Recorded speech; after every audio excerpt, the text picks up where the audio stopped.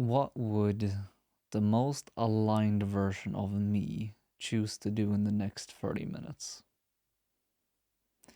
I think this is a really interesting question that it really gives it a tight time frame and really just shows you how different of a choice you can make in even as little as 30 minutes from today.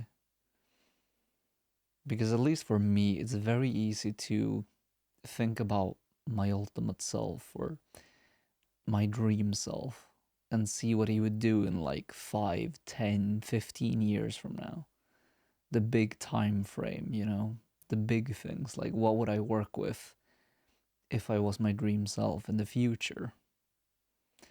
But that's so far away that it becomes unrealistic to a degree.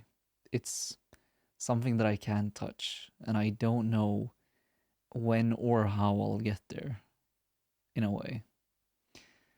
And this is why I think that this question sort of becomes effective, almost like making a to do list.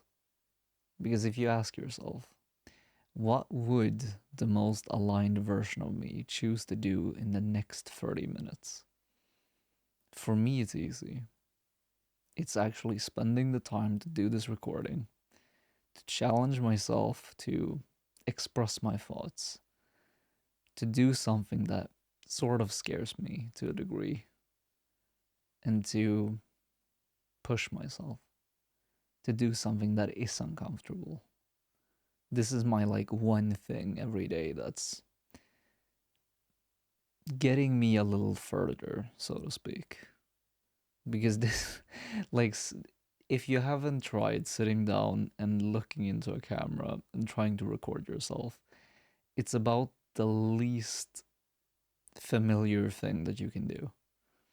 Unless you have previous experience, it's really uncomfortable.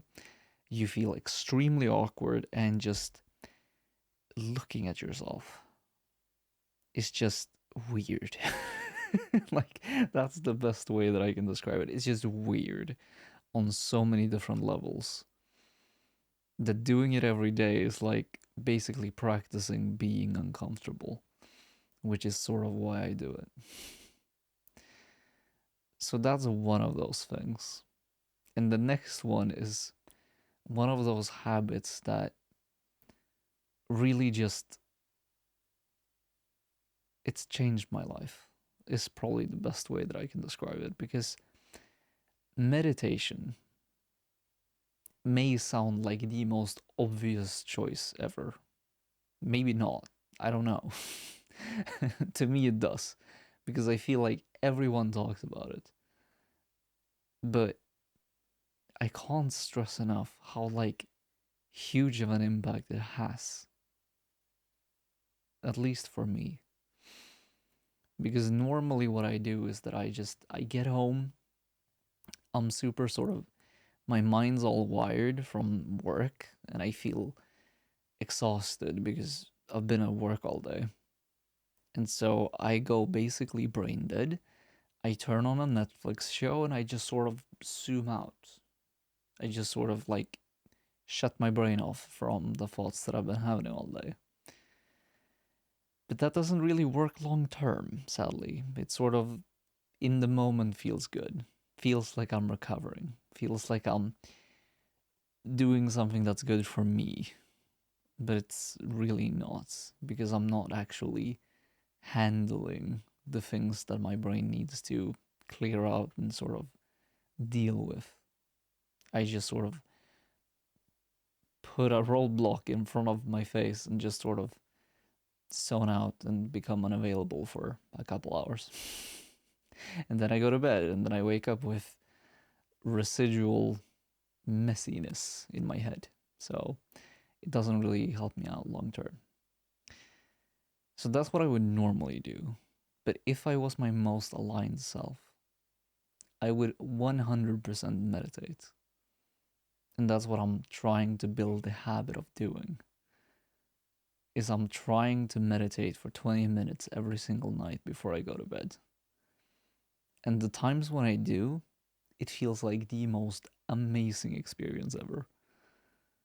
Like, I cannot describe to you how good it feels in the end when I'm basically falling asleep.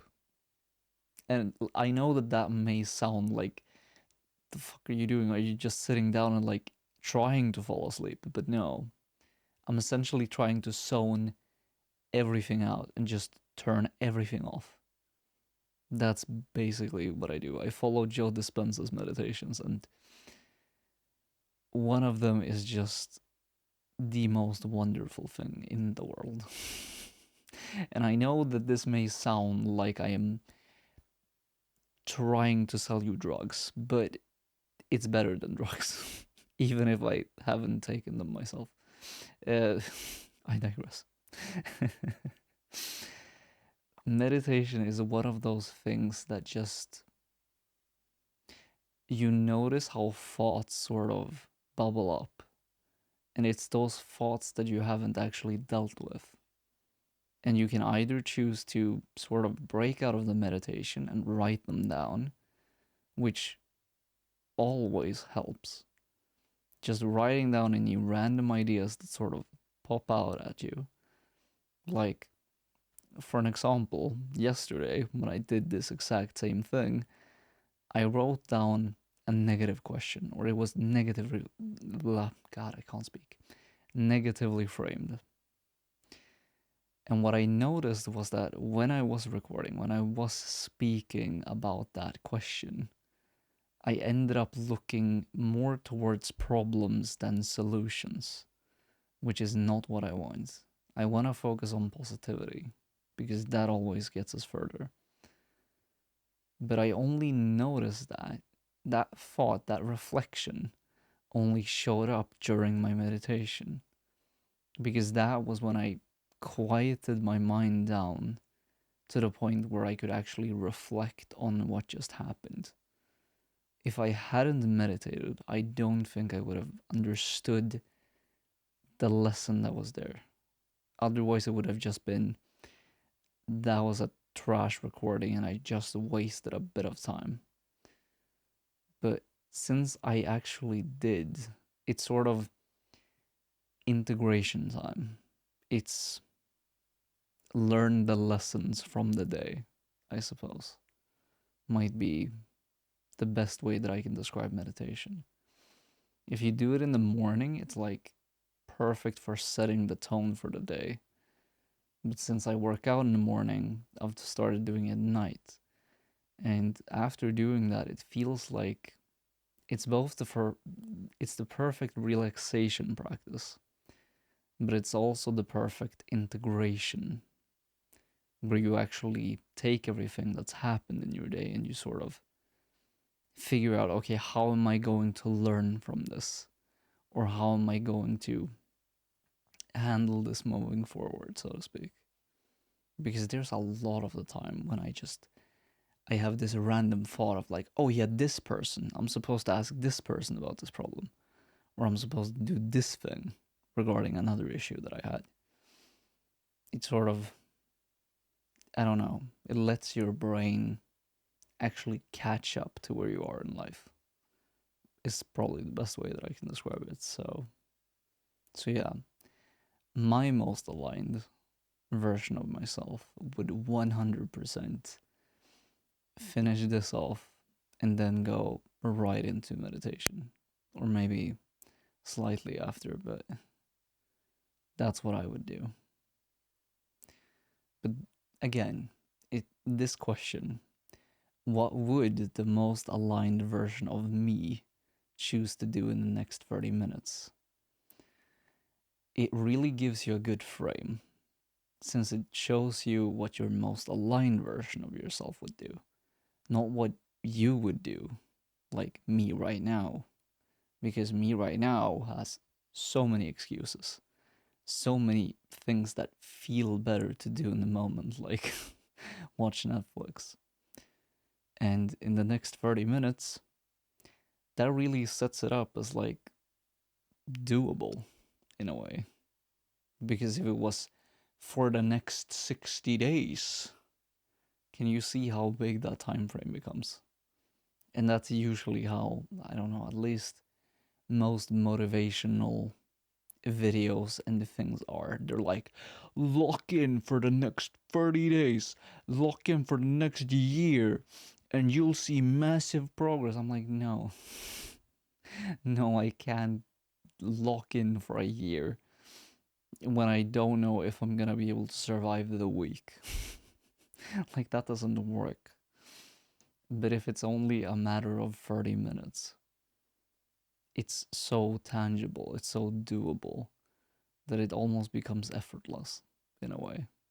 And it may just be one or two things like it is for me. It may be a few. It might be like clean your desk. That might be what your most aligned version of you would do.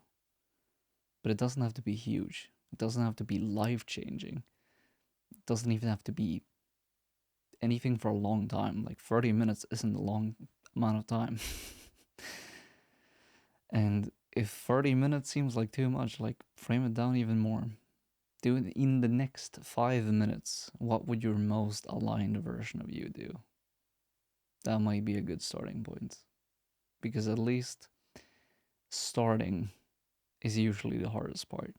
So as long as you get started doing something that your most aligned version of you would do, you're well on your way towards becoming that person. So ask yourself that and let me know down in the comments what your most aligned version of you would do in the next 30 minutes. Like, keep that in mind. Don't make this huge, make it small. And yeah, thank you for watching, and I'll talk to you in the next one.